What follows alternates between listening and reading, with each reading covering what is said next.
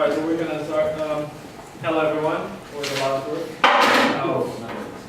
My name is Hans, I'm the author. This is Chris and Noria, and we're going to be presenting eXperience. So the motivation behind eXperience is research in psychology. People are interested in studying subjective experience. So such things like emotions, how are you feeling right now, and importantly, how these things affect our well-being or mental health and so on. So in order to study this, one of the problems is, if I ask you right now, how did you feel a week ago right after lunch? Then you will have to think back and try to reconstruct how you think you might have felt back then, and then introduce a lot of biases. So back in the 80s, Larson and Csikszentmihalyi figured out a better way to do that would be to actually ask people right in the moment, as they're doing a certain activity, how they're feeling right there, just inquire about their subjective experience. So at the time, it was very simple. They used a simple alarm clock, or device beeper that people would carry around, and they would carry a notepad with certain notes or questions, and they would actually, when they were triggered, they would stop and just take notes and answer different questions. Now, since then, there have been a couple of developments. In the 1990s, with Palm Pilots and PDAs, people introduced certain more basic forms of doing this. And then in the 2000s, there was one version of Windows Mobile that tried to introduce these ideas. But there's still a lot of limitations, and surprisingly, there's nothing yet for iPhone or Android, which is why we decided to go into this. So just to give you two examples of the kind of questions you may ask.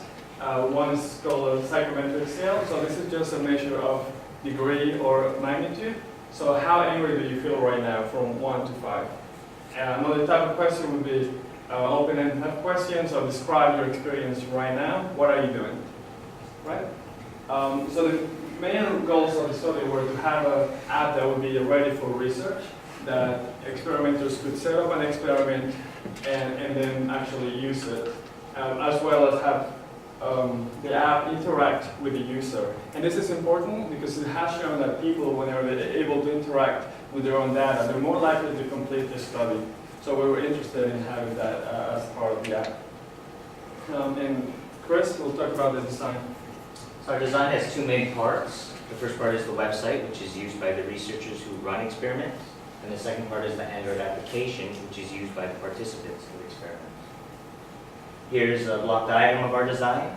The website has two main functions. The first function is the experiment builder, which allows researchers to create the surveys. And the second function is the ability to view and collect the data from the survey results. For the application, there's an assortment of screens that a user will see that will allow users to do the following: create and log into an account, retrieve survey questions, and store and view survey results. And on to the demo.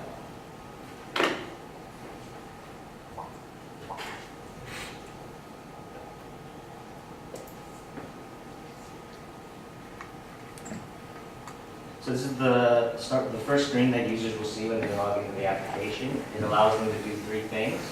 They can register for a new account by filling out this form. They can retrieve a forgotten username and password by entering their email address, and they can log into their account. Once users log in, they'll be presented with instructions on how to use the application. When they're done reading the instructions, they can click the exit button. This is the home screen that they'll be directed to, which informs them when the next survey event will occur. If that event is in the past, they can click the update button to get the next closest event.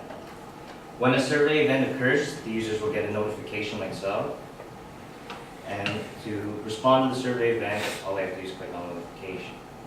Here's a sample survey, which will demonstrate the types of questions that users will get. The first type is the slider type question. The second type is the kind where they will have to answer the question by selecting one from a number of checkboxes. And the last type is where they can enter free-form text. While users wait for a survey event to occur, they will be able to do three things using the menu. The first thing they can do is to view and edit their account details. The second thing they can do is to view their own data. While viewing my data, they have 3 different views that they can look at. The first view is the table view, which shows all of their survey results, including the questions. The second view is the graph view, which shows their mood over time. I know you can't really see it, but there's supposed to be a line graph. And the third view is the pie view, which shows the distribution of the user's moods. The last thing users can do while they wait for an event to occur is to view the mood map, which marks moods on a map based on the GPS locations.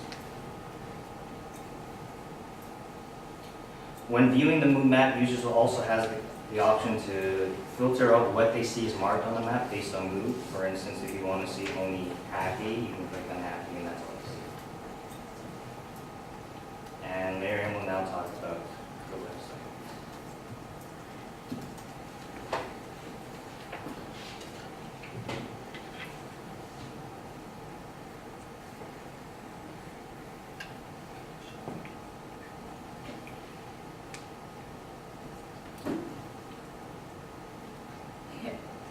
This is the website for Experimenter to manage the projects for the users.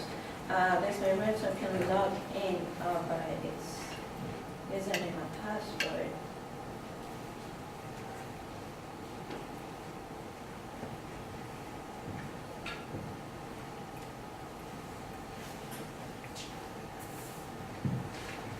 Yeah.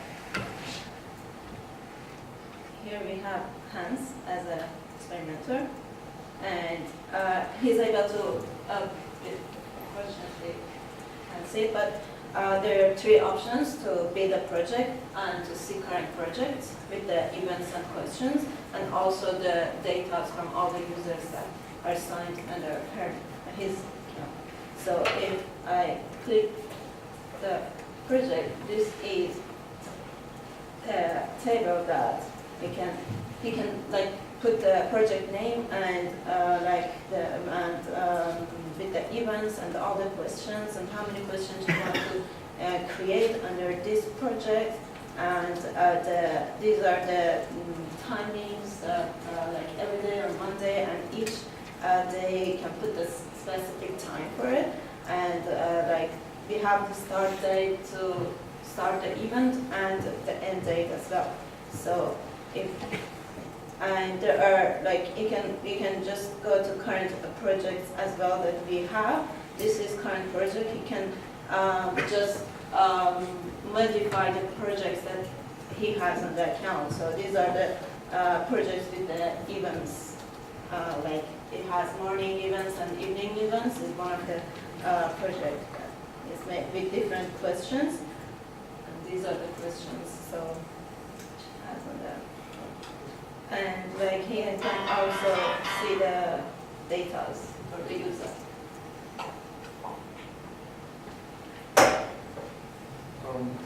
Okay, just some final points.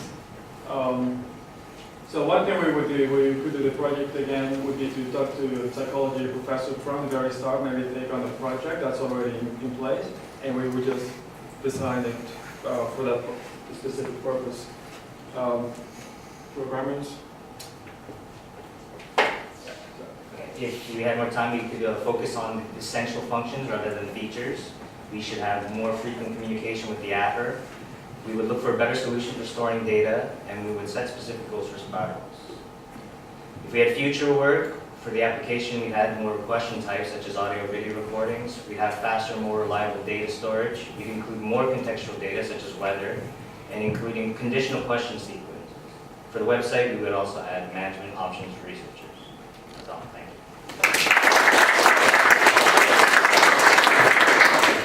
Have you talked to any site professors? Yeah, we've been talking. So the second half of the term, I was talking after 4 years or so, and some of the things influenced the design of the report now. Are they actually interested in using it? Yeah. There's a couple of people who say we can implement a couple of things. They'll be interested in taking it to the project. Yeah.